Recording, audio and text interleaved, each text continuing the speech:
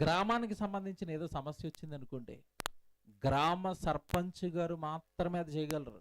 ఆయన దగ్గరికి వెళ్ళి మనం ఈ మాట మాట్లాడతాం, ఏమంటే ఎవరి వలన అవదండి, సర్పంచ్గా మీరు ఆలోచిస్తేనే ఇదిగో ఈ గ్రామానికి సంబంధించిన ఈ సమస్య తీరుతుంది, మీ వలనే అంటారు. అక్కడ ఇంకా సమస్య పెద్దదనుకోండి, ఒక ఎమ్మెల్యే గారి దగ్గరికి వెళ్తున్నారు. ఇంకా సమస్య పెద్దదనుకోండి, ఒక కలెక్టర్ గారి దగ్గరికి వెళ్తున్నారు. వాళ్ళ దగ్గరికి వెళ్ళిన ప్రతిసారి ఒక పదాన్ని వాడతారండి, ఇది మీ వల్లనే జరుగుతుందండి, మీరు మాత్రమే చేయగలరండి. Very good. లోక సంబంధంగా మనకు అవసరతలు ఏర్పడినప్పుడు, మనకి ఏమైనా పనులు జరగాలనుకున్నప్పుడు అధికారులను ఎలాగైతే మనుషులు ఏమండి వెళ్ళి మీ వల్లనే జరుగుతుందని అంటున్నారో, ఇక్కడ జాగ్రత్తగా వినండి నేను చెప్పే మాట. మీ వల్ల మాత్రమే నా ప్రాణం నిలబడగలుగుతుందండి అని ఎవరి దగ్గరికైనా వెళ్ళి అనగలమా? కరోనా టైంలో కలెక్టర్ గారి దగ్గరికి వెళ్ళి మీరు మాత్రమే నా ప్రాణాన్ని నిలబెడతారండి అనగలమా? ఆయన ప్రాణాలే గుప్పిట్లో పెట్టుకుని క్వారంటైన్లో ఉండిపోయాడు ఆయన. అంటే ప్రాణం కాపాడటం మానవుల చేతుల్లో లేదు. ఇది జాగ్రత్తగా వినాలి. ఇక్కడి నుంచి మీరు 2వ వచనం మళ్ళీ చదువుదాం. యెహోవా వలననే నాకు సహాయము కలుగును. ఆయన మాత్రమే సహాయం చేయగలుగుతాడని నేను ఎందుకు చెప్తున్నాను అంటే, ఆయన శక్తి ఏంటో మీకు చెప్తున్నాను. ఆయన ఎవరంట? భూమిని ఆకాశమును కలగజేసినవాడు, సృజించినవాడు, సర్వశక్తిమంతుడు. లేని దానిని ఉన్నట్టుగా పిలిచి భూమి కలుగుగాక, సూర్యుడు కలుగుగాక, చంద్రుడు కలుగుగాక, నక్షత్రాలు కలుగుగాక, జంతువులు కలుగుగాక, ఇవేవి లేనప్పుడు తన వాక్కుతో దీనిని కలిగించిన శక్తిమంతుడైన ఆయన వలన అవుతుంది మీకు ఏదైనా కావాలంటే. సరే, ఎంత బాగుందో ఇప్పుడు మీకు అర్థమవుతుంది. అది ఆయన వలననే సహాయం దొరుకుతుందని నేను ఎందుకంటున్నాను అంటే, ఆయన సామాన్యుడు కాదు. దేవుడు అనగానే సామాన్యుడు కాదు. దేవుడు అనగానే మన చేతులతో చేసుకున్న వాళ్ళు కాదు. ఈ విశ్వాన్ని చేసినవాడు, ఈ విశ్వంలో నరులను ప్రవేశపెట్టినవాడు, ఈ భూమి మీద ఉన్న మనుషులందరినీ సృజించినవాడు, అందరినీ సృజించిన ఆయన దేవుడు. ఒక మాట అడుగుతున్నాను, జాగ్రత్తగా వినండి. తండ్రి కుమారుణ్ణి కనగలడు, కుమారుడు తండ్రిని కంటాడా? కనలేడు. దేవుడు మనిషిని చేయగలడు, మనిషి దేవుని చేస్తాడా? చేయలేడు. తప్పు చెప్పింది దేవుడి దగ్గర సమాజం. తనకిష్టమైన వాళ్ళని చేసుకుని దేవుడు అంటున్నారు. తప్పండి. దేవుడు అనగానే, దేవుడు అన్న పదానికి అర్థం ఏంటంటే, దేవుడు అనగానే ఇదిగో పైన కనబడుతున్న ఆకాశాన్ని, కింద కూర్చుంటున్న ఈ నేలను, ఈ విశ్వంలో ఉన్న సమస్తాన్ని కలిగించిన వాడు ఆయనే. మీకు సహాయం కావాలంటే ఆయన దగ్గరికి వెళ్ళండి, అంతేనా? సమస్య తీవ్రత పెరిగే కొద్దీ మనం పెద్ద అధికారి దగ్గరికి వెళ్ళాలనుకుంటున్నాం.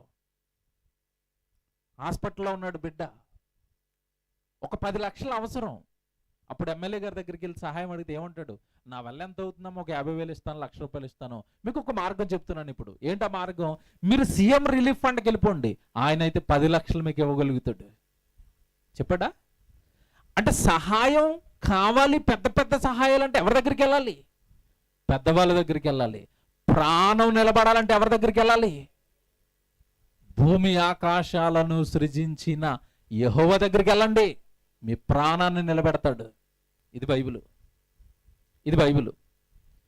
ఆయన మాత్రమే ఎందుకు నిలబెట్టగలడో, ఆయనకు మాత్రమే ప్రాణాన్ని నిలబెట్టే శక్తి ఎందుకుందో చెప్తాను ఈ రాత్రి. మీరు ఆశ్చర్యపోయే, నివ్వెరపోయే సంగతులు చెప్తాను బైబిల్లో నుండి. సాక్ష్యం చెబుతూ వాళ్ళు, ఏమండి మా బావమరిది ఒక మాట చెప్తున్నాడు, నేను ఉంటానా వెళ్ళిపోతానా నాకే డౌటు, నా కుటుంబానికి డౌటే అంటున్నాడు. మనకి డౌటు, మనల్ని చేసిన దేవుడికి ఒక క్లారిటీగా ఉంది, ఆయనకి డౌట్లే ఉండవు. ఉంచాలి అని అనుకున్నప్పుడు ఎంత తీవ్రమైన పరిస్థితిలోనికి ఆ మనిషి వెళ్ళిపోయినా తిరిగి మరల దేవుడు లేవనెత్తి నిలబెడతాడు. తీసేయాలనుకున్నప్పుడు నీ దగ్గర కొన్ని కోట్ల రూపాయలు ఉన్నా తీసేస్తాడు. ఇది దేవుడు. ఏమండి, కరోనా టైంలో మీలో కరోనా వచ్చిన వాళ్ళు చేయలేపండి. కరోనా టైంలో నాకు కరోనా వచ్చింది అన్న వాళ్ళు చేయలేపండి. అందరికీ వచ్చింది, సైలెంట్గా ఉన్నారు అంతే. నిజం చెప్పాను నేను. లోపలుండి నిమ్మకాయలు తాగేసి ఏమండి పసుపు నీళ్ళు పీల్చేసి తగ్గించేసుకున్నారు మీరు. అందరికీ వచ్చింది, అవునా? మీకు మాట్లాడుతాను. మనకి కరోనా వస్తే పారాసిటమాల్ వేసుకుని సి విటమిన్ చిక్కేసి ఏమంటే ఒక నిమ్మకాయ నీళ్ళు తాగి పసుపు వేసుకుంటే మనకి తగ్గిపోయింది. దేవుడు తగ్గించాడు. ఎస్పి బాలసుబ్రహ్మణ్యం గారికి 1000 కోట్ల రూపాయల ఆస్తుంది. ఆయనకి కరోనా వచ్చింది, హాస్పిటల్కి వెళ్ళాడు. తగ్గిందా? తగ్గలేదండి. నీకెంత డబ్బు ఉంది, నీకెంత హోదా ఉంది, సమాజంలో నీకు ఎంత పేరుంది, అది నాకొద్దు. నీ హృదయంలో నాకెంత స్థానం ఉంది, కాస్త స్థానం ఉన్న నిన్ను బ్రతికిస్తాను, నిన్ను మార్చుకుంటాను, నిన్ను నా వైపు త్రిప్పుతాను. దేవుడండి. ఇప్పుడు యెహోవా వలననే సహాయం దొరుకుతుంది. ఆయన భూమి ఆకాశములను సృజించిన వాడు. ఆయన మాత్రమే ప్రాణాన్ని ఎలా నిలబెట్టగలడో ఇప్పుడు ఒక మాట చెప్తాడు చూడండి. తర్వాత వెంటనే ఆ వచనాలు చదవండి, ఎంత బాగుంటాయి అవి. 3వ వచనం చూడండి జాగ్రత్తగా. 3వ వచనం, ఆయన నీ పాదమును త్రొట్టిల్లనియ్యడు, నిన్ను కాపాడేవాడు కొనకడు నిద్రపోడు. ఇశ్రాయేలును కాపాడేవాడు కొనకడు నిద్రపోడు, యెహోవాయే నిన్ను కాపాడువాడు. ఇది చాలాసార్లు చదివారు కదండి, జాగ్రత్తగా వినండి. నిన్ను కాపాడేవాడు కొనకడు నిద్రపోడు. అంటే దేవుడికి ఏమి లేదు చెప్పండి ఇప్పుడు? నిద్ర లేదు. నిద్ర ఎందుకు లేదో చెప్పాలి. నిద్ర ఎందుకు లేదు? ఆయన నిద్రపోతే మనమంతా పోతాం. ఎందుకు తెలుసా? రాత్రి మేము కారులో జర్నీ చేస్తున్నాం. కారులో ఉన్న వాళ్ళు అందరూ పడుకున్నారు, కానీ ఒక ఆయన పడుకోవడానికి కుదరదు. ఎవరు? డ్రైవరు. భూమి మీద మనం అంతా పడుకోవచ్చు, కానీ ఈ భూమిని నడిపిస్తున్న ఆయన పడుకోకూడదు. ఆయన దేవుడు. భూమి ఆకాశములను సృజించి నిరంతరము వాటిని నడిపిస్తున్నవాడు దేవుడు. మనం ఉంటున్న ఈ నేల అండి, చదువుకున్న పిల్లల్ని అడగండి, మనం ఉంటున్న ఈ నేల, మనం ఉంటున్న ఈ భూమి గంటకి 1,11,600 కిలోమీటర్ల వేగంతో పరిగెడుతుంది. ఇది ఎంత వేగంతో దీన్ని త్రిప్పుతున్నది, పరిగెట్టిస్తున్నది ఎవరు అంటే దేవుడు. ట్రైన్లో ఉన్న వాళ్ళు అందరూ పడుకోవచ్చు, కానీ ఒక ఆయన పడుకోడు. Train driver పడుకోడు. నిన్ను కాపాడేవాడు కొనకడు నిద్రపోడు. అందుకే ఆయన వలన మాత్రమే నీకు సహాయం దొరుకుతుంది. నిద్రపోయే వాళ్ళ దగ్గరికి వెళ్ళకు. నిద్రపోయే వాళ్ళ వల్ల నీకు సహాయం దొరుకుతుందని మనుషులను నమ్మకు. రాజులను నమ్ముకొనుట కంటే యెహోవాను ఆశ్రయించుట మేలు. నీకు మేలు కావాలి అంటే దేవుడిని నమ్మండి. మీకు మాట చెప్తానండి, నిన్ను కాపాడేవాడు కొనకడు నిద్రపోడు. ఏమండి, ఈ వాక్యాన్ని మా సంఘం అండి రుచి చూసిందండి. ఈ వాక్యాన్ని ఎలా రుచి చూసింది అంటే, మా సంఘంలో ఒక చిన్ని బిడ్డ అండి, 4 సంవత్సరాలు ఉంటాయి. ఆ కుటుంబం చాలా భక్తి కలిగిన కుటుంబం, పేద కుటుంబం. చిన్న పెయింటింగ్ పని చేసుకుంటారు వాళ్ళు. పెయింటింగ్ పని చేసుకుంటూ మేము దేవుడి కొరకు పెడుతున్న ప్రతి సభలోనూ వాళ్ళ కష్టార్జితాన్ని ఇస్తారు. 1000 రూపాయల సభలకు పెట్టండి అన్న, 2000 సభలకు పెట్టండి అన్న, ఎప్పుడు కూడానండి సహాయకులుగా ఉండే కుటుంబం అండి. వాళ్ళ కుటుంబంలో ఒక విషాదం జరిగింది. ఒక చిన్న బిడ్డ, వాళ్ళ బిడ్డ వాళ్ళు ఎక్కడో 4వ ఫ్లోర్లో టెర్రస్లో ఉంటారండి. కొత్తగా ఇంట్లోకి రెంట్కి వెళ్ళారు. ఓనర్సు కిటికీకి వెనకాల ఐరన్ గ్రిల్ పెట్టడం మర్చిపోయారు. 4వ ఫ్లోర్లో ఉన్నాడు బిడ్డ, కిటికీ ఓపెన్ చేసాడు. తండ్రి ఏదో హాస్పిటల్ పని మీద వెళ్ళాడు, తల్లి పని చేసుకుంటుంది, బిడ్డ అందులోంచి పడిపోయాడండి. 4వ ఫ్లోర్, 4 అంతస్తులు. మీరు చెప్పండి, ఓవరాల్గా మనిషి ఏమై ఉంటాడు? 4వ ఫ్లోరు చిన్న బిడ్డ అంటే ఖచ్చితంగా ఏమైపోయి ఉంటాడు? పీసులు అయిపోయి చచ్చిపోయి ఉంటాడండి కదా. విచిత్రం ఏంటంటే, వారం రోజుల్లోనే హాస్పిటల్కి వెళ్ళి డిశ్చార్జ్ అయ్యి ఇంట్లో ఆడుకుంటున్నాడు ఇప్పుడు. మీకు మాట చెప్తానండి, మేమంతా వాడి కోసం కన్నీళ్లు పెట్టి ప్రార్థన చేశాం సంఘం. అలాగే ఇది వీటికి బాగోలేదని తెలిసిన వెంటనే వాళ్ళకి ఏడుస్తుందండి. ఈరోజు మీకు సాక్ష్యం చెప్పిన అబ్బాయి, వాళ్ళ అక్క, నా భార్య, మేము ఆరాధనలో ఉండగా ఈ వార్త మాకు తెలిసింది, వీడు హాస్పిటల్లో ఉన్నాడంట, సీరియస్గా ఉన్నాడంట అండి. సంఘం అందరి ముందు ఏడుస్తుంది ఆవిడ. సంఘం అందరూ వచ్చి అడుగుతున్నారు, ఏమైందమ్మా, మా తమ్ముడికి ఇలా అయిందండి. మీరు ఏం కంగారు పడకండి, మేము ప్రార్థన చేస్తాం. సంఘపు ప్రార్థన విని భక్తి కలిగిన వాళ్ళని దేవుడు బాగు చేసుకుంటున్నాడు. ఈ బాబు అండి, వాడు అలాగా 4వ ఫ్లోర్ నుంచి పడిపోయాడు. అలాగా మా సంఘంలో బాబు, వాడు కరెక్ట్గా విండోలో నుంచి పడితే కరెక్ట్గా వాడు ఎక్కడ పడాలి అంటే కింద, అప్పుడే బేస్మెంట్ సగం ఎత్తు లేపిన బేస్మెంట్ ఉందండి, అక్కడ పడాలి వాడు. అక్కడ పడితే పీసులు అయిపోయేవాడు అండి.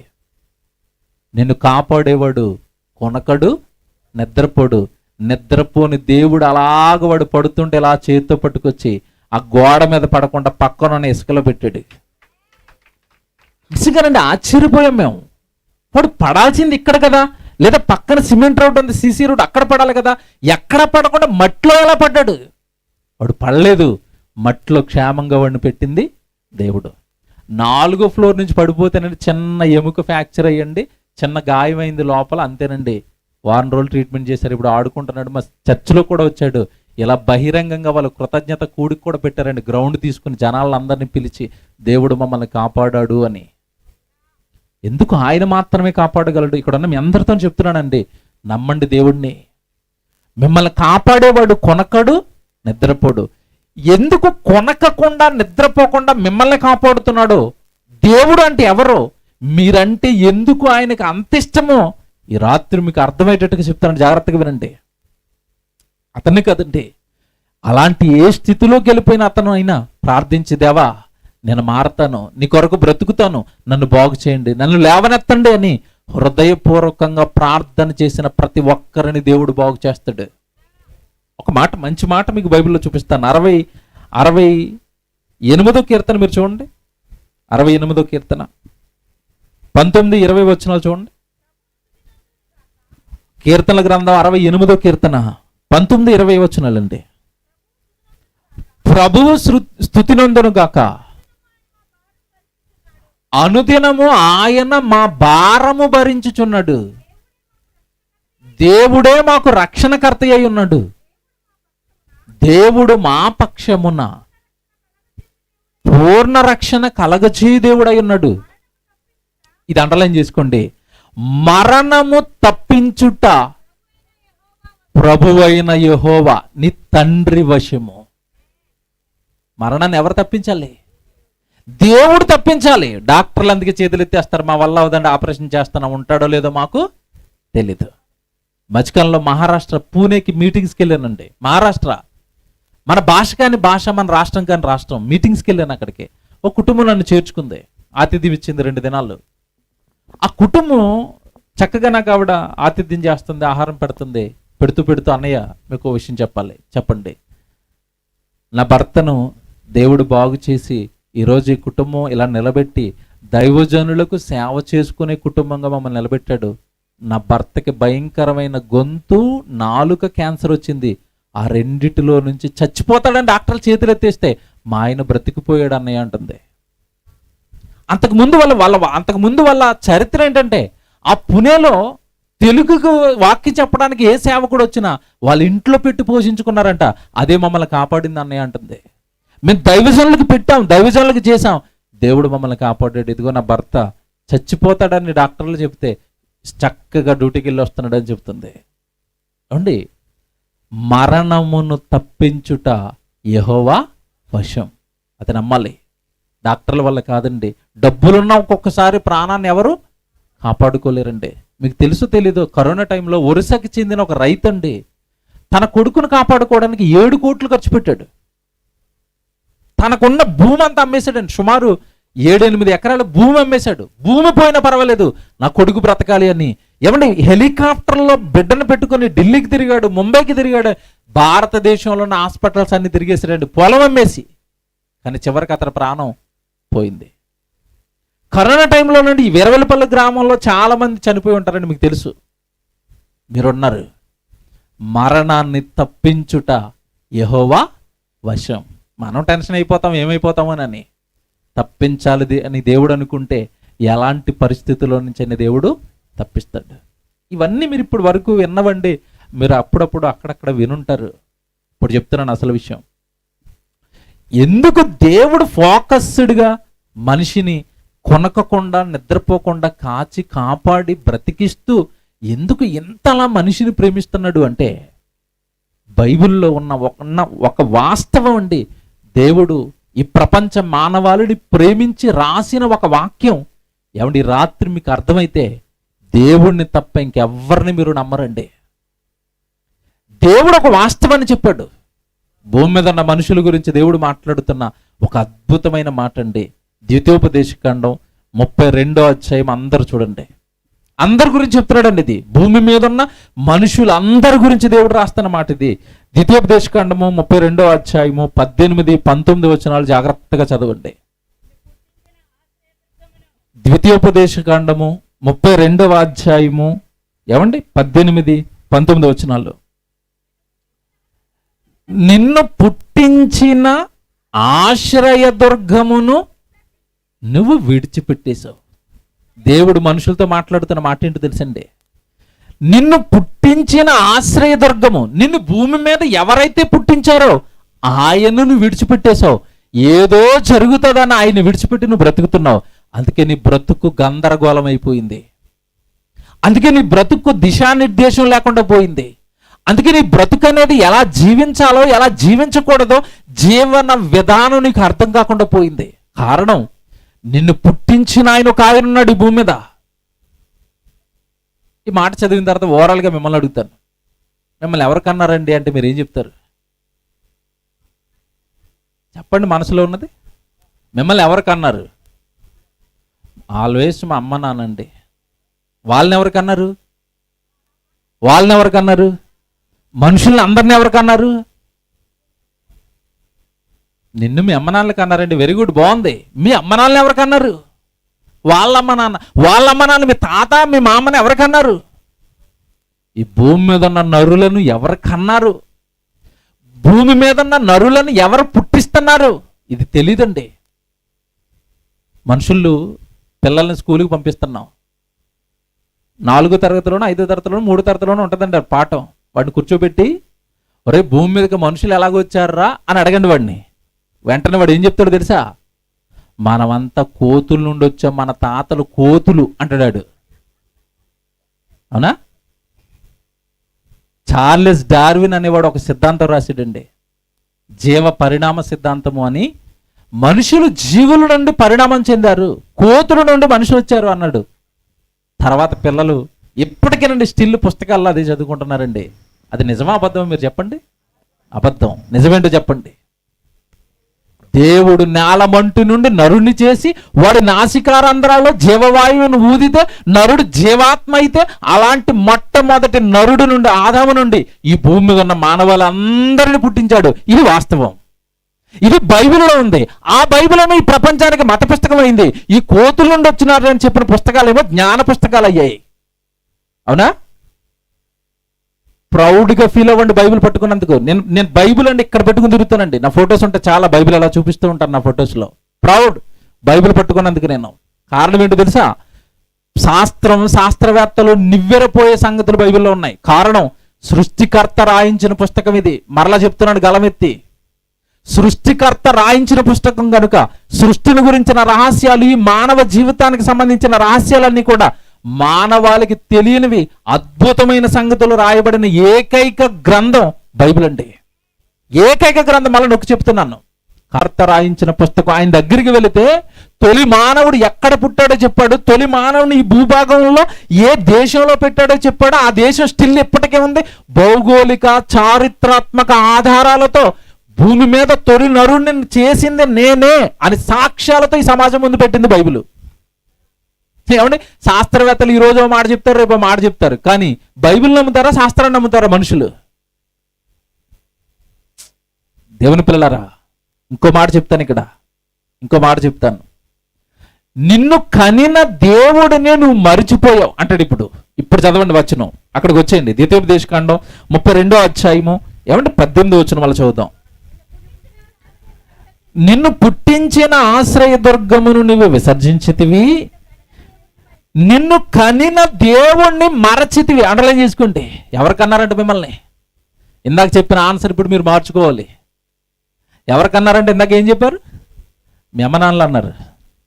ఇప్పుడేమనాలి? నిన్ను కనిన దేవుడు. చూడండి ఎంత బాగుందో, నిన్ను కనిన దేవుడు, నిన్ను కనిన దేవుడు. భూమి మీద ఉన్న మనుషులను దేవుడు కంటున్నాడా? అవునండి, అవును. మీకు మాట్లాడుతాను, నేను ఆడపిల్లగానే వీరవల్లిపాలెంలో పుట్టాలి అని డిసైడ్ చేసుకున్న వాళ్ళు చేయలేపండి, ఒక్క చేయలేవదు. నేను ఐనవేలు లంకలో మగపిల్లోడిగా పుట్టాలని డిసైడ్ అయ్యి నేను పుట్టానండి, చేయలేపండి, ఒక్క చేయలేవదు. ఎందుకంటే నువ్వు ఆడపిల్లగా పుట్టాలా, మగవాడిగా పుట్టాలా, వీరవల్లిపాలెంలో పుట్టాలా, అమెరికాలో పుట్టాలా, ఆస్ట్రేలియాలో పుట్టాలా, పాకిస్తాన్లో పుట్టాలా డిసైడ్ చేస్తున్నది ఎవరు చెప్పండి? దేవుడు. నీ జన్మకు సంబంధించిన సంగతులు ఏవి నీ చేతిలో లేవు. మీ అమ్మ నాన్నలను సెలెక్ట్ చేసుకునే సంగతి కూడా నీ చేతిలో లేదు. ఉందా? నాకు వీళ్ళిద్దరే అమ్మ నాన్నలుగా ఉండాలని మీరు సెలెక్ట్ చేసుకున్నారా? అలా అనుకుంటే అందరూ చిరంజీవికి పుట్టాలనుకుంటారు, ఛాన్స్ ఇస్తే కదా. కోటీశ్వరుడు, ఆయన గర్భాన్ని పుడితే నెక్స్ట్ ఎవరు ఏమైపోతాం? హీరో. అవకాశం ఉందా? ఎవరి గర్భాన్ని పుడతావో తెలీదు, ఎక్కడ పుడతావో తెలీదు. ఇంకా చెప్పమంటారు లోతుల్లో, నాకు టైం సరిపోదండి. ఈరోజు చాలా సంగతులు చెప్పాలని ఆశతో ప్రయాణం చేసాం. అసలు మనిషి ఎందుకు పుట్టాడో కూడా బైబిల్లో దేవుడు రాయించాడు, అది మనిషికి తెలియదండి. ఏమి తెలియదండి జన్మకు సంబంధించి. మిమ్మల్ని ఎవరు కన్నారు అంటే మా అమ్మ నాన్నలకు కన్నారు అంటున్నారు, తప్పు. దేవుడు రాశాడు, నిన్ను కనిన దేవుణ్ణి నువ్వు మరిచిపోయావు, అందుకే కష్టాల పాలవుతున్నావు. అందుకే నీకు గమ్యం ఏంటో తెలియటం లేదు, నువ్వు ఎందుకు పుట్టావో తెలియటం లేదు, ఎలా బ్రతకాలో తెలియటం లేదు. ఈ పాపానికి దూరంగా, ఈ నేరాలకు దూరంగా, ఈ భయంకరమైన పాపపు లోకానికి నువ్వు దూరంగా బ్రతకాలి అంటే నిన్ను పుట్టించింది ఎవరో గుర్తించు, నిన్ను ఎందుకు పుట్టించాడో గుర్తించు, ఎలా బ్రతకమన్నాడో గుర్తించు, అలా బ్రతుకు. నీ బ్రతుకు బంగారం అవ్వకపోతే మమ్మల్ని అడుగు. మళ్ళా చెప్తున్నాను, మీ బ్రతుకు బంగారం అవ్వకపోతే మమ్మల్ని అడగండి. ఏమంటే నేను ఇదే గ్రామంలో పుట్టానండి, చాలా మందికి తెలుసు. చిన్నపిల్లోడిని 5వ తరగతి వరకు ఇక్కడే స్కూల్లో చదివాను. తర్వాత స్కూల్లోకి వెళ్ళిపోయిన తర్వాత ఏమంటే చదువుతున్న తర్వాత ఏవో అయిపోవాలి అనుకుంటున్నాను. నా హైట్ చూసండి అందరూ అనేవారు, ఖచ్చితంగా నువ్వు పోలీస్ అవుతావు అన్నారు. ఇంకా గన్ ఇక్కడ పెట్టుకుని పడుకునేవాడిని నిద్రలో, కలల్లో. నేను ఎస్ఐని అయిపోయాను. గోలండి, పరిగెడుతున్నాను దానికోసం, తెల్లవారుజామున లేచిపోయి ఎస్ఐని అయిపోవాలని. ఓ మీటింగ్ జరిగింది, ఆ మీటింగ్కి వెళ్ళి వాక్యం విన్నాను. ఆ వాక్యంలో ఆయన చెప్పిన మాటలేంటో తెలుసా? నీ సృష్టికర్త దేవుడు నిన్ను ఆయన పని చేయమని పుట్టించాడు, ఆయన సేవకుడిగా నిన్ను పుట్టించాడు, ఏంట్రా నువ్వు చేస్తావన్నాడు అంతే. మీటింగ్లో 1000 మంది ఉన్నారండి. దేవుడు నాతోనే మాట్లాడాడు అని అనుకున్నాను. ఆ రోజు నుంచి ఎస్ఐ పోయింది, సేవకుడిని అవ్వాలని బైబిల్ పట్టాను. దేవుని పిల్లరా, దేవుడిని ఆశ్రయించండి చాలు, నమ్మండి చాలు. బ్రతుకు బంగారం అవుతుంది. నా జీవితం సాక్ష్యం అండి, నేను చెప్తున్నాను, బ్రతుకు బంగారం అవుతుంది. కారణం, భూమి మీద నరులను పుట్టించిన దేవుడు, నిన్ను కనిన దేవుడు నువ్వేం చేసావంటున్నాడు? మరిచిపోయింది మానవ జాతి. పుట్టించిన దేవుణ్ణి మరిచింది. మళ్ళీ చెప్తున్నాను, నొక్కి చెప్తున్నానండి. పుట్టించిన దేవుణ్ణి మరిచింది మానవ జాతి. గిట్టించుకున్న దేవుడి వైపు వెళ్ళింది, పుట్టించుకున్న దేవుడి వైపు వెళ్ళారు. కాదు, నిన్ను పుట్టించిన నీ దేవుడి వైపు రా. నిన్ను ఎవరు కలిగించారో గుర్తించు. ఆకాశాన్ని ఎవరు చేశారు, ఈ భూమిని ఎవరు చేశారు, నిన్ను తల్లిగర్భంలో ఎవరు కట్టారు, ఈ చక్కటి మానవ దేహాన్ని నీకు ఎవరిచ్చారు, నీకంటే ఈ భూమి మీద జీవితాన్ని ఎవరు ప్రసాదించారు, ఇవి గుర్తించు బైబిల్ చదివి. ఇది బైబిల్ మాత్రమే ఈ సంగతులన్నీ నీకు సాక్ష్యాధారాలతో చెప్తుంది. అలా చెప్తున్నాను. యేసుప్రభు దేవుడు అండి, నమ్ముతున్నాను. నేను నమ్మిన నా దేవుడికి సాక్ష్యాలు ఉన్నాయి భూమి మీద. ఎక్కడ పుట్టాడు యేసుప్రభు? అనగా ఎక్కడో పుట్టాడంట. అలా కలబులు కథలేమి లేవు. యేసుప్రభు ఎక్కడ పుట్టాడంటే ఇజ్రాయెల్ దేశం లేదా ఇప్పుడు భూమి మీద ఉంది. ఇజ్రాయెల్ దేశం ఉంది, ఆయన పుట్టిన బెత్లెహేము గ్రామం ఉంది, ఆయన తిరిగిన ప్రదేశాలు ఉన్నాయి, ఆయన సమాధి చేసి పూర్తి చేశారు. ఆ ఖాళీ సమాధి ఇంకా ఎదురు చూస్తుంది, నేనున్నాను రా అని చెప్పడానికి. మేము నమ్మిన యేసుకంటే ఇలా సాక్ష్యాలు ఉన్నాయి. పుట్టాడు, పెరిగాడు, మానవాళి కొరకు ప్రాణం పెట్టాడు, తిరిగి లేచిపోయాడు, నన్ను నమ్మిన వాడిని తిరిగి లేపుతానని ఖాళీ సమాధిని సాక్ష్యంగా పెట్టాడు. ఇది యేసుకు సాక్ష్యాలు. మేము నమ్మిన దేవుడికి సజీవ సాక్ష్యాలు ఇవి. ఏమండి, ఇన్ని సాక్ష్యాలతో రుజువులతో యేసుక్రీస్తుల వారిని ముందు పెట్టి నీ స్వరక్షకుడు నీ కొరకు ప్రాణం పెట్టాడు అంటే మనుషులు సాక్ష్యాలతో ఉన్న దేవుడిని నమ్మటం లేదండి. ఆధారాలతో మీ ముందు పెట్టాను దేవుడుగా అంటుంటే దేవుడిని నమ్మే పరిస్థితి లేదు ఈరోజు. కనుక ఇక్కడ చెప్తాడు. ఇప్పుడు మీరు చూడండి, జాగ్రత్తగా వినండి. ఆ వచనం 32:18 మళ్ళా చదవండి. నిన్ను పుట్టించిన ఆశ్రయదుర్గమును విసర్జించితివి, నిన్ను కనిన దేవుణ్ణి మరిచితివి, యెహోవా దానిని చూచెను. అండర్లైన్ చేసుకోండి. దేవుడు ఏం చేశాడంట? నన్ను మరిచిపోతావా? చూస్తున్నాను రా. నన్ను మరిచిపోతావా? నన్ను మరిచిపోతావా? పాపాలు చేస్తావా? వ్యభిచారం చేస్తావా? దొంగతనం చేస్తావా? నా కుమారుడు అయ్యుండి, నా కుమార్తె అయ్యుండి, నేను పరిశుద్ధుణ్ణి, పరిశుద్ధుడైన నా గర్భాన్న పుట్టి నేను కంటే భూమి మీదకి వెళ్ళిన నువ్వు తప్పు చేస్తావా? దేవుడు దాన్ని ఏం చేస్తున్నాడంట? చూస్తున్నాడు. తర్వాత మాట చదవండి, ఏముంది అక్కడ? యెహోవా దానిని చూచెను. ఏమంటున్నాడండి అక్కడ? బాగా అందరికి వినపడేటట్టు గట్టిగా చదవండి. ఇది ఎవరు తన కుమారులు? ఎవరు? తన కుమారుల మీదను తన కుమార్తెల మీదను కోపపడుతున్నాడంట. ఏంటి నన్ను విడిచిపోయి తప్పులు చేస్తున్నారు? మీ తండ్రిని కదా, తల్లి గర్భంలో మీకు దేహాన్ని ఇచ్చిన వాడని కదా, మిమ్మల్ని పుట్టించిన వాడిని కదా.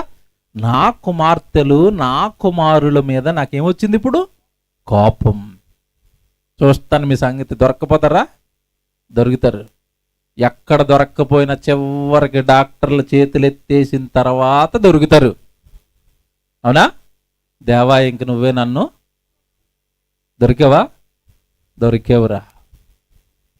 తిన్నావు, త్రాగావు, సుఖించావు, ధనమన్నావు, డబ్బు అన్నావు, విర్రవీగిపోయావు, దేవుడు లేడన్నావు, దేవుడి దగ్గరికి రానన్నావు, దేవుడు మాటలు చెబుతున్న సేవకుల్ని నిందించావు, తిట్టావు, హింసించావు, దొరికావురా. ఇప్పుడు నీకు దిక్కెవరు? ప్రాణమును తప్పించుట, ప్రాణాన్ని తప్పించుట, ప్రాణాన్ని నీకు తిరిగి ఇచ్చి ఇవ్వటం ఎవరి వశం అని చదువుకున్నారు ఇందాక? ప్రభువైన యెహోవా వశం. ఇది నేను మాత్రమే చేయగలను. ఇప్పుడు నా జోన్లోకి వచ్చావు. చెప్పి బిడ్డ, ఇప్పుడేంటి? ఏం చేస్తాను ప్రభు? అణిగిపోయినక నువ్వు చెప్పినట్టే చేస్తాను, నిన్నే నమ్ముతాను, కొంచెం నా ప్రాణాన్ని కాపాడు. మాట మీద ఉంటావా? ఉంటావా? ఉంటానని మాట ఇచ్చావు. కన్న కొడుకు కదా, ప్రేమ చంపుకోలేక నీ ప్రాణాన్ని మళ్ళీ నిలబెడుతున్నాను. అలా ప్రాణం మీద ఆశ విడిచిన వాళ్ళు చాలా మంది బైబిల్లో తిరిగి మరలా బ్రతికారు. బ్రతికించాడు దేవుడు. కారణం ఒకటేనండి. మీరు జాగ్రత్తగా వినండి. కారణం ఒకటే. భూమి మీద ఉన్న మనుషులు ఎవరంట? తన కుమారులు, తన కుమార్తెలు. మీకు మాట అడుగుతాను, మీ పిల్లల మీద మీకు ఎల్లప్పుడూ కోపం ఉంటుందా, ప్రేమ ఉంటుందా? కోపములో కూడా ప్రేమే ఉంటుంది. అవునా? వాడి ఇంటికి వచ్చాడు, కొట్టేస్తున్నారు, కోప్పడి కొట్టేస్తున్నారు, కోపంలో కొడుతున్నారు. కానీ ఆ కోపం వెనక ఏముందో చెప్పాలి నాకు. ప్రేమ ఉంది. సిగరెట్లు తాగుతున్నావంట, చెత్త కొడేస్తున్నాడు నాన్న ఇంట్లో వేసి. సిగరెట్లు తాగి దొరికిపోయాడు, కొడుతున్నాడు. ఆ కోపం వెనక ఏముంది చెప్పండి? ప్రేమ. ఎందుకురా సిగరెట్లు తాగుతున్నావు? నీ గుండు పాడైపోద్ది. ఎందుకురా మందు తాగుతున్నావు? నీ ఆరోగ్యం పాడైపోద్ది. ఎందుకురా వాళ్ళతో వెళ్ళి వ్యసనాలకు అలవాటు పడిపోయావు? నువ్వు పాడైపోతావు. కోపం వెనక కూడా ఏముంది? ప్రేమ. ఎవడు మన జీవితంలో అప్పుడప్పుడు బాధలు వచ్చినా, హింసలు వచ్చినా, కష్టాలు పాలైపోతున్నా, ఒకవేళ దేవుడు దానికి అనుమతిస్తే ఆ కష్టాల వెనక కూడా ఏముందో తెలుసా? దేవుడు ప్రేమే. మిమ్మల్ని బాగు చేసుకోవాలి. కొడితే గారు మాట్లాడి 2-3 సార్లు చెప్పాడు, వినలేదు. చివరికి ఏం చేయాలా? తీయాలి, బెత్తం కొట్టాలి. వీపు వాచిపోయి ఏడుస్తుంటే వాడిని చూసి కొట్టిన ఈయనేడ్చి మళ్ళీ కొబ్బరి నూనె పట్టుకుని వెళ్తాడు. మళ్ళీ కొట్టింది ఎవరు? ఈయనే. కొట్టింది ఎవరు? ఈవిడే. మళ్ళా కొబ్బరి నూనె పట్టుకుని ఎందుకు వెళ్ళింది? ప్రేమ. కొడుకు, కూతురు కొడతాను, మళ్ళా ఆ గాయాన్ని మానిపేది కూడా నేనే. విచిత్రం తెలుసండి. చిన్న దెబ్బ వేసండి, అక్కడ ఏమైనా చిన్న గాయమైందండి, చాలు హాస్పిటల్కి వెళ్ళిపోదాం నాయన. ఏడు ఇంత గాయానికే కారణం ఏంటి? ఈవిడ కొట్టింది కనుక. కొట్టేశాను కొడుకుని, హాస్పిటల్కి తీసుకెళ్ళిపోయాడు. డాక్టర్ గారు ఏదో కోపంలో దెబ్బ వేసానండి, పెద్ద ఇంజక్షన్ వేసేయండి. చిన్న దెబ్బకే. ఏంటది? ప్రేమ. దేవుని పిల్లరా, ఒకటే రాత్రి మీకు చెప్తున్నానంటే, దేవుడు మాత్రమే మనల్ని బాగు చేస్తాడు. దేవుడు మాత్రమే మీ వెనకుంటాడు. కారణం, ఆయనకు మీరు ఎవరంట? కుమారులు, కుమార్తెలు. ఆడపిల్లలు ఎలా ఆలోచించాలి అంటే, నేను నా పరలోకంలో ఉన్న కన్న తండ్రికి కుమార్తెను. మగపిల్లలు, నేను నా పరలోకంలో ఉన్న కన్న తండ్రికి కుమారుణ్ణి. నా తండ్రి పరలోకమందున్నాడు, ఆయన సర్వశక్తిమంతుడు, ఈ విశ్వాన్ని కట్టినవాడు. ఆయనను మాత్రమే నేను సేవిస్తాను, ఆయనను మాత్రమే నేను పూజిస్తాను. నాకు వచ్చిన కష్టకాలంలో ఆయన దగ్గరకు మాత్రమే నేను వెళతాను. ఇప్పుడు చెప్తాను అసలు సంగతి. ముందే చెప్పాను, అయ్యగారికి గంట దాటేస్తుందండి ప్రసంగం అని. భోజనాలు చేసి వచ్చిన వాళ్ళు దేవుడికి స్తోత్రం, లేకపోతే ఆకలే ఒక అరగంట. అసలు సంగతి చెప్పాలండి రాత్రి. ఇది చెప్పి మిమ్మల్ని విడిచిపెట్టాలి. మళ్ళా ఇంతమంది దేవుడి పిల్లలు ఒకేసారి దొరుకుతారో లేదో తెలియదండి. చెప్పాలి అసలు విషయం. ఎందుకు దేవుడు ఇంత పిచ్చిగా మీరు నా కుమారులు నా కుమార్తెలు అని మనుషులను ఎంతగా ఎందుకు ప్రేమిస్తున్నాడో చెప్తానండి. ఒక సంగతి మీరు వినండి. ఒక ఉదాహరణ చెప్తాను ముందు మీకు, తర్వాత దేవుడు వాక్యంలోకి తీసుకెళ్తాను. వివాహం అయింది. వివాహం అయిన తర్వాత ఒక సంవత్సరం అయింది. బిడ్డల కోసం ఎదురు చూస్తున్నారు. సంవత్సరానికి బిడ్డ పుట్టలేదు. 2వ సంవత్సరాన్ని బిడ్డ పుట్టేశాడు. వాడిని ఏం చేస్తారు తల్లిదండ్రులు? నాకు చాలా రోజులకండి, ఒక సంవత్సరం లేటుగా నాకు ఎవరు పుట్టారు? బిడ్డ పుట్టాడు. చాలా ప్రేమగా చూసుకుంటారు వాడిని.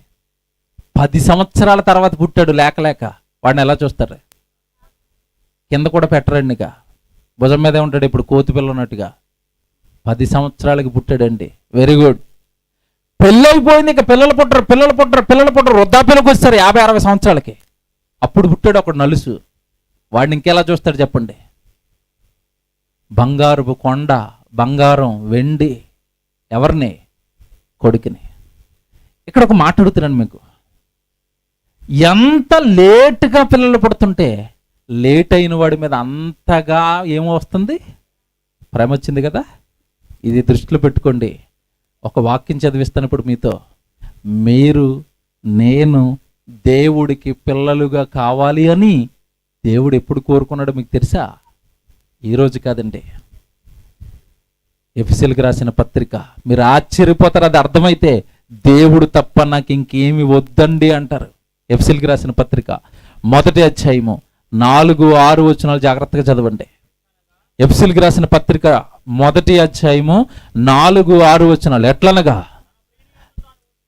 తన ప్రియుని యందు తాను ఉచితముగా మనకనుగ్రహించిన తన కృపామహిమకు కీర్తి కలుగునట్లు తన చిత్త ప్రకారమైన దయా సంకల్పం. ఇందాక అదే చెప్పాను. మన జన్మ దేవుడి చిత్తం, దేవుడి ఇష్టం. ఇక్కడ పుట్టాలా, పక్క దేశంలో పుట్టాలా, ఆడపిల్లగా పుట్టాలా, మగపిల్లలుగా పుట్టాలా, 1980లో పుట్టాలా, 70లో పుట్టాలా, 2000లో పుట్టాలా, లేదా 1930లో పుట్టాలా, తన చిత్త ప్రకారమైన దయా సంకల్పం ఈ జన్మ. నీ ఇష్టం కాదు.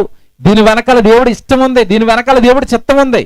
ఇవన్నీ జాగ్రత్తగా పట్టుకోండి. మంచి మాటలతో ముగింపిస్తాను మీకు. తన చిత్త ప్రకారమైన దయా సంకల్పము చొప్పున యేసుక్రీస్తుల వారి ద్వారా తనకు కుమారులనుగా స్వీకరించుటకై,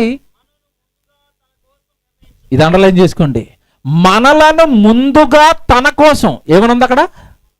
మనలను ముందుగా తన కోసం, మనలను ముందుగా తన కోసం నిర్ణయించుకొని. ముందుగా అంటే ఎప్పటికి ముందుగా చెప్తాడు ఇప్పుడు. మనలను ముందుగా తన కోసం నిర్ణయించుకొని మనము తన ఎదుట పరిశుద్ధులమును నిర్దోషులమునై ఉండవలెనని జగత్తు పునాది వేయబడక మునుపే ప్రేమ చేత ఆయన క్రీస్తులో మనలందరినీ ఏర్పరుచుకున్నాడు. జాగ్రత్తగా వినండి. ఇది మీరు నేను దేవుడికి కావాలి అని మన జన్మ దేవుడు ముందుగానే తన దయా సంకల్పంలో నిర్ణయించి మనల్ని ముందుగా కావాలనుకున్నాడంట, తన కోసం కావాలనుకున్నాడంట, తన పిల్లలుగా బ్రతకాలని కోరుకున్నాడంట, తనలో ఉన్న పరిశుద్ధతని ఈ భూమి మీద చూపించాలని, పరిశుద్ధులు నిర్దోషులైన నా పిల్లలు భూమి మీద ఉండాలి అని ఎప్పుడు కావాలనుకున్నాడంట పిల్లల్ని? జగత్తు పునాది వేయబడక మునుపే. అంటే అర్థం ఏంటి? ఈ జగత్ ఏమీ లేనప్పుడే. ఇదిగో ఈరోజు సాక్ష్యం చెప్పిన ఏమండి శాంతిరాజు గారు, ఆయన పేరు అసలు పేరు నూకరాజు గారు మాకు తెలుసు. ఏమండి ఆయన సత్యనారాయణ, ఇంకొక వాళ్ళ అన్నయ్య గారి పేరండి, ఆయన ఒరిజినల్ పేర్లు. వాళ్ళను కావాలి, ఎఫ్రాయిం గారు అని పేరు పెట్టారు. వాళ్ళను కావాలి, ఆ పిల్లలు కావాలి, వీళ్ళు నాకు రావాలి. ఒకడు 1980లో పుట్టాలి, ఒకడు 1970లో పుట్టాలి, వీరవెల్లిపల్లి గ్రామంలో పుట్టాలి, వీళ్ళు నా కొరకు బ్రతకాలి. ఎప్పుడు చేశాడంటే ఈ సంకల్పం? జగత్తు పునాది వేయబడక మునుపే ప్రేమ చేత ఆయన క్రీస్తులో మనలను ఏర్పరుచుకున్న తన పిల్లలందరినీ ఏ తరంలో ఎవరి అవసరత ఉంటే ఆ తరంలో వాళ్ళను భూమి మీదకి దింపుతున్నాడు. అలా దింపబడిన వాళ్ళమే మనమంతా. ఎప్పటి వాళ్ళని చెప్పండి? మనమంతా ఇప్పటి వాళ్ళమా? మన అమ్మనాళ్ళు అనుకుంటే మనం వచ్చేసిన వాళ్ళం ఈ భూమి మీదకి? లేదండి. మా అమ్మనాళ్ళు నాకు చెప్పేవారండి, నువ్వు చాలా లేటుగా పుట్టేవారని చెప్పేవారు. నాకు ఒక్కడనే నిన్ను పిల్లలు లేరు ఎదురు చూస్తే చెప్పుడుకో పుట్టేవారు అన్నారు. అంటే అర్థం ఏంటంటే అప్పుడు పుట్టాలని నిర్ణయించాడని నేను అప్పుడే వస్తాను, ఇలా తొందరపడితే వచ్చేస్తాను. ఏంటి రారు. అమ్మ నాన్న అనుకున్నప్పుడు పిల్లలు పుట్టరు. దేవుడు ఇవ్వాలనుకున్నప్పుడు వాళ్ళకి గర్భాన్ని ఓపెన్ చేస్తాడు. కారణం ఏంటంటే ఆ టైంలో నేను వాళ్ళ లోకానికి వెళ్ళాలి. యేసుక్రీస్తుల వారి గురించి బైబిల్లో ఒక మాట ఉంటుంది, గలతీ 4:4 కాలము పరిపూర్ణమైనప్పుడు దేవుడు తన కుమారుణ్ణి పంపెను. కాలం రావాలి భూమి మీదకి తన కుమారుడు రావాలంటే. నువ్వు రావాలి అంటే కాలం రావాలి. ఏ కాలం? దేవుడిని మహిమపరచడానికి నువ్వు భూమి మీదకి వస్తున్నావు. ఈ కాలంలో వెళ్ళి నీ చుట్టూతో ఉన్న వాళ్ళకి దేవుడి గురించి చెప్పి నన్ను మహిమపరచడానికి నువ్వు వెళ్ళు కొడుకు, నువ్వు వెళ్ళు కూతురా అని దేవుడి లోకానికి మనల్ని పంపిస్తున్నాడు. పంపించాలని నిర్ణయించింది ఎప్పుడు అంటే జగత్తు పునాది వేయబడక మునుపు. మీకు మాట చెప్పనా? జగత్ అంటే ఏంటి చెప్పండి? మనం ఉంటున్నా ఇదిగో ఇవి ఈ నేల పైన ఏమంటే ఆకాశము పంచభూతాలు దీని అంతా కలిపి ఏమంటారు?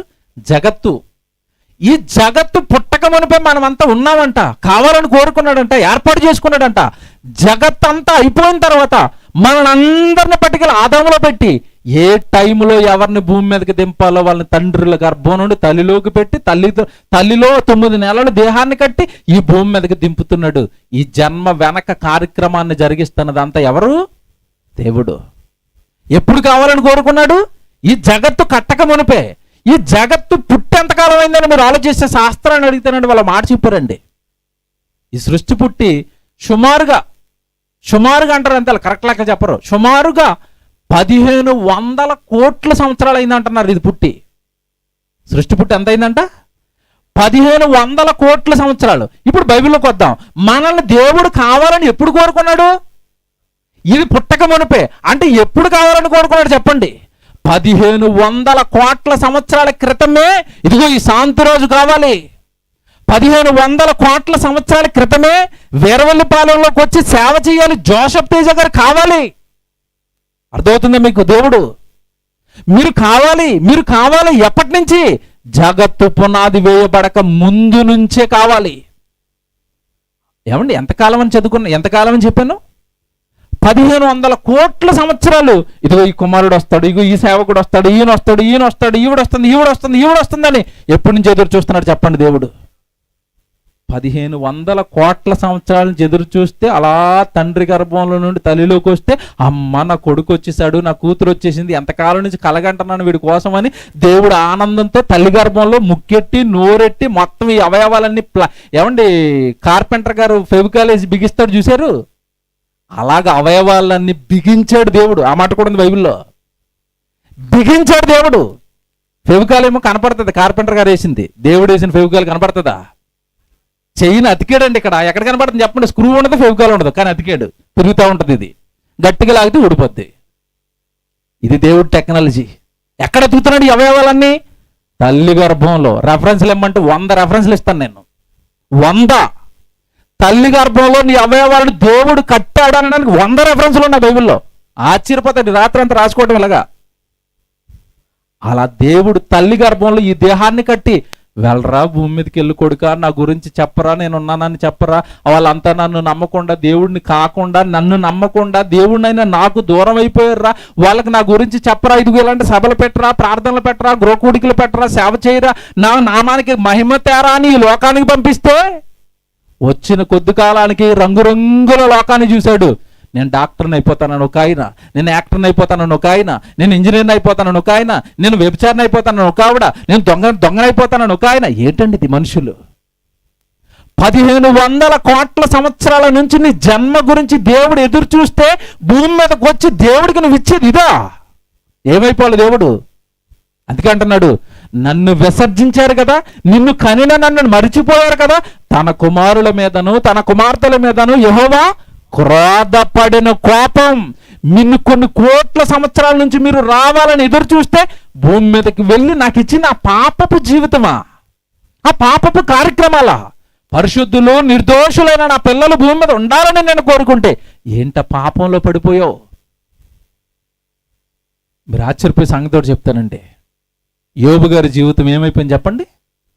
యోబు గారి జీవితం ఏమైంది? కష్టాలు, శ్రమలు, కన్నీళ్ళు. యోబు గారికి వచ్చిన కష్టాలు మీలో ఎవరికైనా వస్తాయా?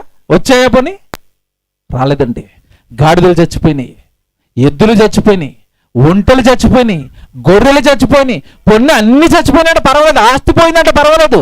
చివరికి తన పిల్లలైన వాళ్ళందరూ ఒక ఇంట్లో ఉంటే గాలొచ్చి ఆ ఇల్లు కూలిపోయి ఇంట్లోనే పిల్లలందరూ చచ్చిపోయారు. ఆస్తి పోయింది, పిల్లలు చచ్చిపోయారు, చివరికి ఆరోగ్యం పోయింది, ఒంటి నిండా కురుపులు. భార్య వచ్చి అంటుంది, ఇంకెందుకు దేవుడు నమ్ముతో చచ్చిపోసారి తిట్టు అంటుంది.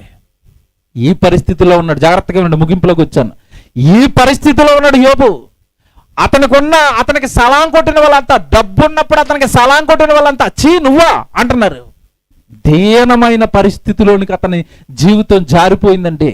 చుట్టూతో ఉన్న స్నేహితులు, బలపరచవలసిన వాళ్ళు, దేవుళ్ళో నిలబెట్టవలసిన వాళ్ళు వచ్చి అంటున్నారు, నువ్వేదో తప్పు చేసావు, నువ్వేదో పాపం చేసావు, లేకపోతే దేవుడు నిన్ను ఇలాంటి శిక్షిస్తాడు, నీ జీవితం నాశనం అయిపోయింది అన్నట్టుగా అతనిలో కాస్త మిగిలిన భక్తిని కూడా చంపేయడానికి ట్రై చేస్తున్నారు. యోబుకు దిక్కు మొక్కు లేకుండా భయంకరమైన శోధన కాలంలో యోబు జీవితం ఉందండి. ఈ టైంలో దేవుడు వచ్చాడు యోబు దగ్గరికి. అప్పటికే స్నేహితులంతా లేనిపోని బాటలతో అతని జీవితాన్ని అంతా ఏమంటే సర్వనాశనం చేశారండి. కుమిలిపోతున్నాడు యోబు, ఏడుస్తున్నాడు, శోధనలో ఉన్నాడు, బాధలో ఉన్నాడు. ఆ టైములో దేవుడు యోబు గారి దగ్గరికి వచ్చాడు. ఒక మాట ఇప్పుడు నేను చెప్పాను చూశారు, జగత్తు పునాది వేయబడక మునిపే దేవుడు మనల్ని కావాలని కోరుకున్నాడు అన్నాను కదా, అది యోబు గారితో జ్ఞాపకం చేస్తున్నాడు. ఎంత బాగుంటుంది ఈ సందర్భం. ఒక్కసారి తీయండి బైబిల్, యోబు గ్రంథం 38వ అధ్యాయం చూడండి. యోబు గ్రంథం 38వ అధ్యాయం 1 నుంచి 4 వచనాలు జాగ్రత్తగా చదవండి. యోబు గ్రంథం 38వ అధ్యాయము 1 నుంచి 4 వచనాలండి. అప్పుడు యెహోవా సుడిగాలిలో నుండి ఇలాగో యోబునకు ప్రత్యుత్తరం ఇచ్చెను, జ్ఞానము లేని మాటలు చెప్పి ఆలోచనను చెరుపుతున్నా వీడెవడు? జ్ఞానం లేని మాటలు నా కొడుక్కి యోబుకి ఎందుకు చెప్తున్నారు మీరు స్నేహితులారా? నా కొడుకుని ఎందుకు పాడు చేస్తున్నారు? నా కొడుకుని ఎందుకు చెడుపుతున్నారు మీరు అని యోబుతో అంటున్నాడు. ఇప్పుడు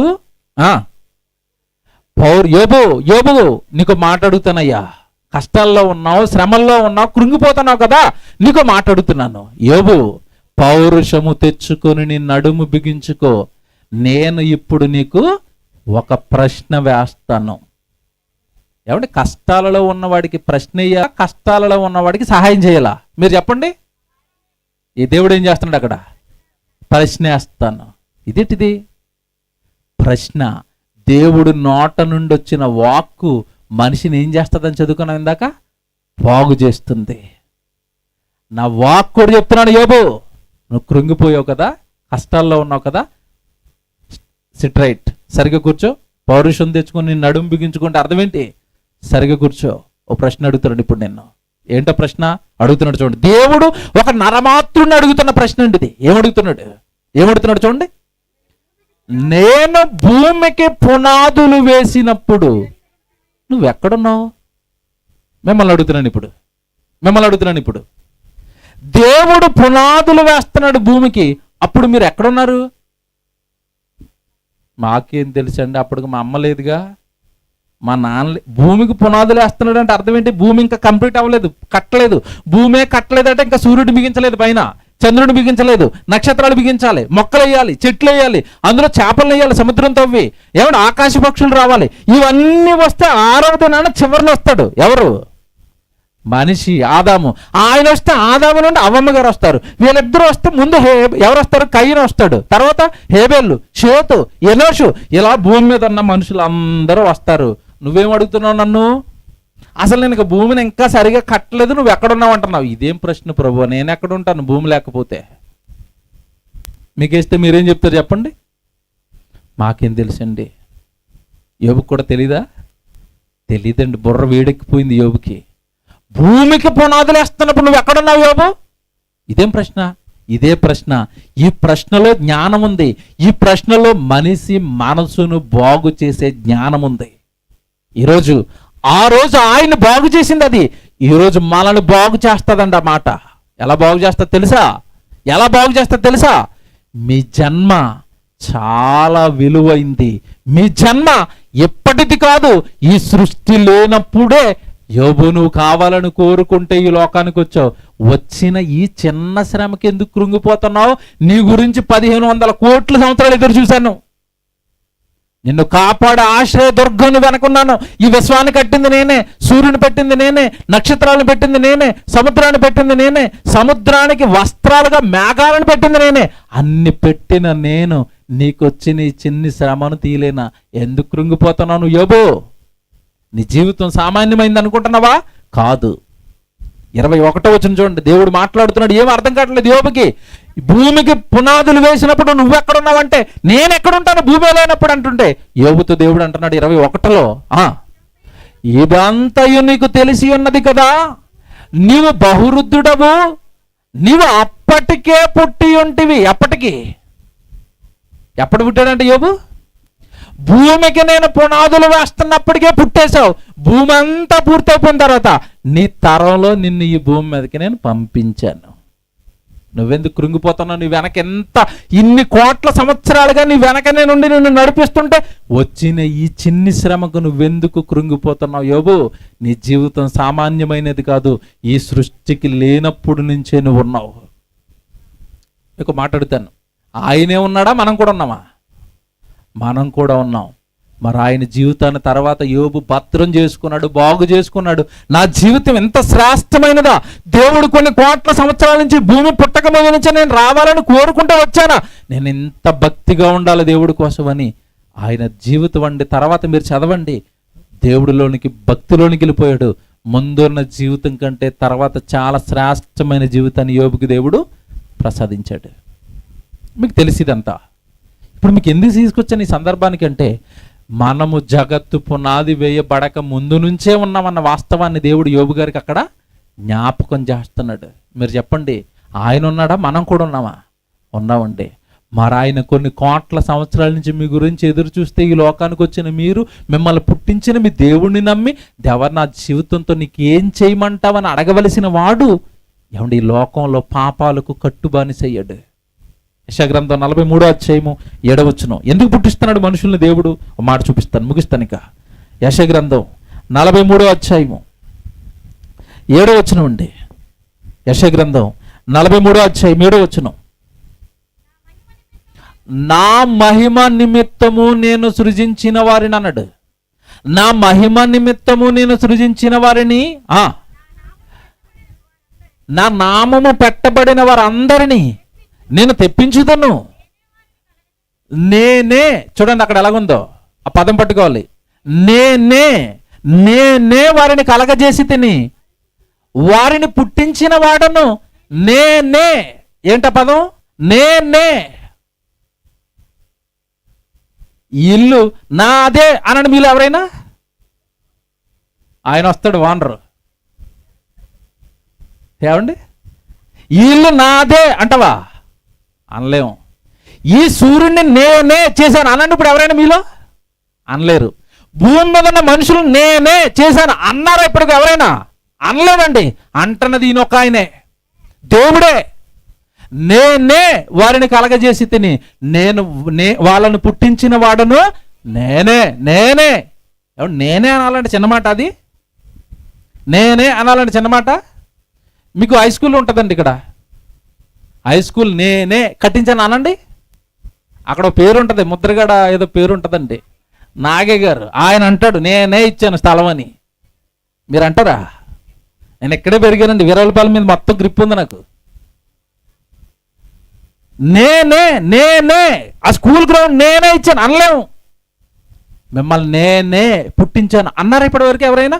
మరి ఈయన అంటున్నప్పుడు ఈయన నమ్మాలి కదండి. మీరు నేనే పుట్టించాను అంటున్నప్పుడు ఈయన తప్ప మీరు ఎవరు నమ్ముతారు? దేవుడు అనగానే సృష్టికర్త బైబిల్లోనే ఉన్నాడు. మళ్ళీ చెప్తున్నాను, మీ సృష్టికర్త, ఈ విశ్వాన్ని కలిగించిన సృష్టికర్త బైబిలులో మాత్రమే ఉన్నాడు. బైబిల్ మాత్రమే చదవండి. మీ సృష్టికర్త ఎవరో మీకు దొరుకుతాడు. దేవుని పిల్లలారా, ముగిస్తున్నానిక. నేనే వారిని కలగజేశాను, నేనే వారిని పుట్టించానన్న దేవుడు ఏమని చెప్పాడు అక్కడ? ఎందుకు పుట్టించానని చెప్పాడు? నా మహిమ నిమిత్తము. మరి ఏం చేస్తే దేవుడికి మహిమ వస్తుంది? ఆయన గురించి పాట పాడండి, ఆయన గురించి ప్రార్థన చేయండి, ఆయన వాక్యం నేర్చుకుని ఎవరికైనా చెప్పండి. ఇక ఇలాంటి సభలు పెట్టండి. మీకున్న డబ్బులతో దేవుడికి ఏమొస్తుంది? మహిమ. ఎందుకు కదండి మీరు పుట్టింది? ఏం చేస్తున్నారు? ఏ పనుల్లో ఉన్నారు? దేవుడిని మహిమ పరచడానికి పుట్టిన మీరు భూమి మీద ఏ పనుల్లో ఉన్నారు? ఎవరి పనులు వాళ్ళవండి. మీరంతా రేపు ఎక్కడుంటారు చెప్పండి? మీరంతా రేపు ఎక్కడుంటారు? ఒక ఆవిడ సామాన్లు తోముతూ ఉంటుంది, ఒక ఆవిడ సీరియల్ కార్తీక దీపం చూస్తూ ఉంటుంది, ఒక ఆవిడ జబర్దస్త్ చూస్తూ ఉంటుంది కదండి. లేదా ఒక ఆయన పెళ్లిలో ఉంటాడు, ఒక ఆయన అమలాపురంలో ఉంటాడు, ఒక ఆయన ముక్తేశ్వరంలో సరుకులు కొంటాడు, ఒక ఆయన గోదావరి గొట్టు మీద చూసుకుని సెల్ ఫోన్ చూసుకుంటూ ఉంటాడు. ఎవరి పనులు వాళ్ళవి. పుట్టింది దేనికోసం చెప్పండి? మహిమ కోసం. ఎవరున్నారు ఆ పనులు? దేవుడిని నేను ఎలా మహిమపరచాలండి? దేవుడికి నేను ఎవరి దగ్గరికి వెళ్ళిన దేవుడి గురించి చెప్పాలండి? ఎవరిని సంఘం వైపు నడిపించాలండి? దేవుడికి మహిమ తేవాలండి. నా నోటితో, నా కాళ్ళతో, నా చేతులతో. ఎవరికండి దేహాన్ని దేవుడి మహిమకి ఇస్తున్నారు మీరు చెప్పండి? మీ దేహాలు మీవి కాదు, మీరు విలువ పెట్టి కొనబడిన వారు గనుక మీ దేహాలతో దేవుడిని ఏం చేయమని చెప్పాడు? మహిమ పరచండి. దేహాలతో దేవుడికి మహిమ తండి. దేహాలతో పాపపు పనులు చేయకండి, దేహాలతో తప్పుడు పనులు చేయకండి, దేహాలతో నేరాలు చేసి పరిశుద్ధుడైన దేవుని ఎదుట పాపిగా నిలబడకండి. ఆయన అలాగే చెప్తాడు. మేము మాత్రం ఏం చేస్తాం? మేమేం చేస్తాం? పాపాలే చేస్తాం. చివరి ముగింపుకి వచ్చాను. కొడుకు చెప్తుంది, శుభ్రంగా స్నానం చేస్తుందండి బొడ్డోడికి, మంచి బట్టలు వేస్తుంది. ఒరే బురదలో ఆడుకోకరా, మంచి నేలను ఆడుకోరా అంటది. ఇంటడా వీడు? స్నానం చేసి మంచి డ్రెస్ వేసుకుని ఎక్కడ కూర్చుంటాడు? వెళ్ళి బురదలో కూర్చున్నాడు. ఏం చేస్తుంది? రెక్కట్టుకుని ఇలా లాక్కొచ్చి, ఏమండి నిక్కర్ నిండా మట్టి, షర్ట్ నిండా మట్టి, అబ్బా భలేగున్నావురా, బుర్రతో ముద్దొచ్చేస్తున్నావురా, పదరా అని ఇంట్లోకి తీసుకెళ్తుందా? నడ్డి మీద 2 దెబ్బలేసి ఆ బట్టలు ఏం చేస్తుంది? మళ్ళా విప్పి వాడిని ఏం చేస్తుంది తల్లి? కడుగుతుంది. జాగ్రత్తగా వినండి. మీ కన్న తండ్రి అయిన దేవుడు తప్పు చెయ్యొద్దు, పాపం చెయ్యొద్దు, నేరాలు చెయ్యొద్దు అని చెప్పినా సరే మనుషులు ఏం చేశారు? నేరాలు చేశారు. ఇక తప్పదు గనక నేనే ఓ కడుగు కిందకు దిగి మిమ్మల్ని కడిగే కార్యక్రమం పెట్టాను. దేనితో? యేసుక్రీస్తుల వారి రక్తంతో. చివరి మాట ఎబ్రిల్కి రాసిన పత్రిక 9వ అధ్యాయము 26, 27 చూసుకుని ముగించుకుందామండి. ఎబ్రిల్కి రాసిన పత్రిక. ఏమంటే యేసుప్రభు ఎందుకు చచ్చిపోయాడు, ప్రాణం ఎందుకు పెట్టాడు, రక్తం ఎందుకు ఖర్చాడు, ఇది ఎవరికి తెలియదు. ఎందుకు చెప్తున్నాను ఇప్పుడు? మిమ్మల్ని పుట్టించిన మీ తండ్రిని మీరు విడిచిపెట్టి దేవుడు మహిమ కొరకు పుట్టిన మీరు పాపం చేస్తే ఆ పాపం కడగడానికి చనిపోయాడు ఆయన. 9వ అధ్యాయం 26 చదవండి. అట్లైన ఎడల జగత్తు పునాది వేయబడినది మొదలుకొని ఆయన అనేక పర్యాయములు శ్రమ పడవలసి వచ్చెను. అయితే ఆయన యుగముల సమాప్తి యందు తన్ను తానే బలిగా అర్పించుకొనుట వలన పాప నివారణ చేయుటకై ఒక్కసారే ప్రత్యక్షపరచబడెను. చూసారండి ఎందుకు ప్రత్యక్షపరచబడ్డాడంట? పాప నివారణ, పాపాన్ని కడిగేయాలి. ఏమంటే ఒకప్పుడు నా చిన్ననాడు నేను ఈ గ్రామంలో చూసినవే చెప్తున్నానండి మీకు. కాస్త కూస్తానండి మనుషుల్లో పాప భీతి అనేది ఉండేది, పాపపు భయం అని ఉండేది. అప్పుడు ఏం చేసేవారు చెప్పండి? మన చిన్నాడు మనం ఏం చేసాం చెప్పండి? దేవుడికి నా మీద ఎక్కడ కోపం వస్తుందని ఒక కోడిని బలిచ్చేయటం, కోడిని కోసేయటం, మేకను కోసేయటం చేశారా లేదా? దేని కొరకు కోసారు చెప్పండి? కోడి రక్తం, మేక రక్తం దేవుడు స్వీకరించి నన్ను ఏం చేస్తాడు? శుద్ధి చేసేస్తాడు. అయిపోద్దా? కోడి రక్తం నీ పాపాన్ని గడిగేస్తుందా?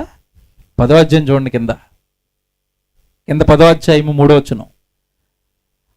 10వ అధ్యాయం 3వ వచనం కింద, అయితే ఆ బలులు అర్పించుట చేత ఏటేటా పాపములు జ్ఞాపకమునకు వచ్చుచున్నవి. ఎలయనగా ఎడ్ల యొక్కయు మేకల యొక్కయు రక్తము పాపము తీసివేయుట అసాధ్యము. మేకలది కోళ్ళది నీ పాపాన్ని తీయదు. నీ పాపాన్ని తీయాలి అంటే ముదిరిపోయాం పాపంలో బాగా మనం. ఈ ముదిరిపోయిన పాపాలన్నీ పోవాలి అంటే నీతిమంతుడైన నరుని రక్తం అవసరం. అందుకే దేవుడు యేసుక్రీస్తుల వారు నరరూపం ఎత్తి మానవాళి పాప క్షమాపణ కొరకు తను తాను ఏం చేశాడంట? బలిగా అర్పించుకున్నాడు. ప్రభు దగ్గరికి రండి, మీ పాపాలు కొడుక్కోండి, పరిశుద్ధులైపోండి, పరలోకంలో ఉన్న మీ కన్న తండ్రి దగ్గరికి మరలా క్షేమంగా తిరిగి చేరుకోండి. నరులారా తిరిగి రండి అంటున్నాడు. తిరిగి నువ్వు వెళ్ళాలి అంటే భూమి మీద యేసుక్రీస్తుల వారి రక్తంలో నీ పాపాలను ఏం చేయాలి? కడుక్కోవాలి. బాప్తిసం తీసుకోండి. ఏమండి ఇది ఉచితం కదండి, ఏమన్నా 1,00,000 రూపాయలు కట్టమన్నారు బాప్తిసానికి? అయినా 1,00,000 రూపాయలు కడితేనే మీ పాపాలను కడుగుతాను అంటున్నాడా? డాక్టర్ దగ్గరికి వెళ్ళి చిన్న రోగం వచ్చిందంటే 50,000 బిల్లు అవుతుంది, అయినా కట్టేస్తామండి. 50,000 అయిపోయినా పర్వాలేదు, 1,00,000 రూపాయలు అయిపోయినా పర్లేదు, మా జబ్బు పోవాలి. మరి పాపాన్ని పోగొట్టుకోరా? పాపాన్ని కడుక్కోరా? ప్రభువుని నమ్మండి, పాపాలు కడుక్కోండి. కనుమూసిన మరుక్షణం మీకు కనపడేది ఎవరో తెలుసండి? దేవుడే. పాపంతో ఉండి చచ్చిపోయారా, వెళ్ళిపోయేది నరకానికే. దేవుడు విడిచిపెట్టాడండి మరణం తర్వాత. కనుక దేవుడిచ్చిన ఈ చక్కటి సమయంలో ఈ చక్కటి మాటలు విన్నారు. పరలోకంలో ఉన్న మీ కన్న తండ్రి మిమ్మల్ని పరిశుద్ధులు చేయడానికి తన జ్యేష్ఠ కుమారుడైన యేసుక్రీస్తుల వారిని బలేసి మీ కొరకు రక్షణ సిద్ధం చేశాడు. మీరు ఎవరైనా రక్షణ తీసుకోకపోతే తీసుకోండి, బాప్తిసం తీసుకోండి, మీ పాపాలు కడుక్కోండి, దేవాన్ని ఆయన మీద ఆశ్రయించండి. మీ బ్రతుకులు మారతాయి, మీ జీవితాలు మారతాయి, మీ ఆలోచనలు మారతాయి. పరిశుద్ధంగా పవిత్రులుగా దేవుడు రెక్కల చాటున మీరు కాచి కాపాడబడి మీ ప్రాణాలు కాపాడుకుంటారు. ప్రార్థన చేసుకుందాం.